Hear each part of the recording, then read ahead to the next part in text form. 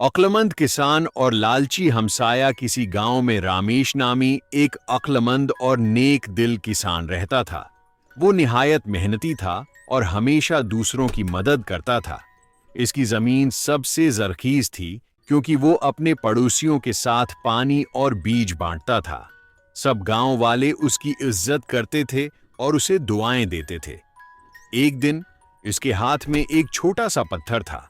पड़ोस में मोहन नामी एक नया हमसाया आ बसा। मोहन बहुत लालची और हसद करने वाला आदमी था।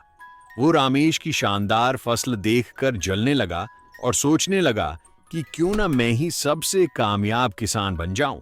लेकिन मेहनत करने के बजाय उसने चालाकी से रामेश की खेतों की नहर को रोक दिया ताकि इसकी फसल सूख जाए और वो खुद ज्यादा फायदा उठा सके।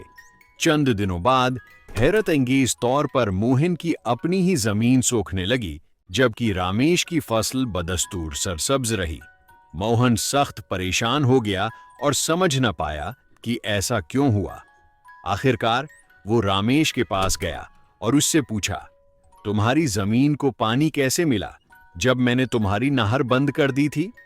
रामेश मुस्कुराया और नरमी से बोला, मैं हमेशा दूसरों के साथ भलाई करता हूं और कुदरत नेक नियति का साथ देती है।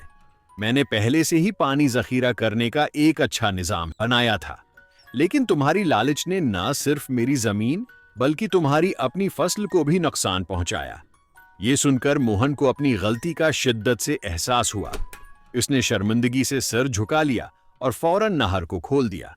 इसने रामेश से मुआफी मांगी और अहद किया कि आइंदा वो दूसरों की भलाई करेगा और लालच से बचकर ईमानदारी से मेहनत करेगा। इस दिन के बाद मोहन ने अपनी सोच बदल दी और सीखा कि लालच से कुछ हासिल नहीं होता, बल्कि दूसरों की मदद करने और ईमानदारी से मेहनत है करने से ही हकीकी कामयाबी मिलती है।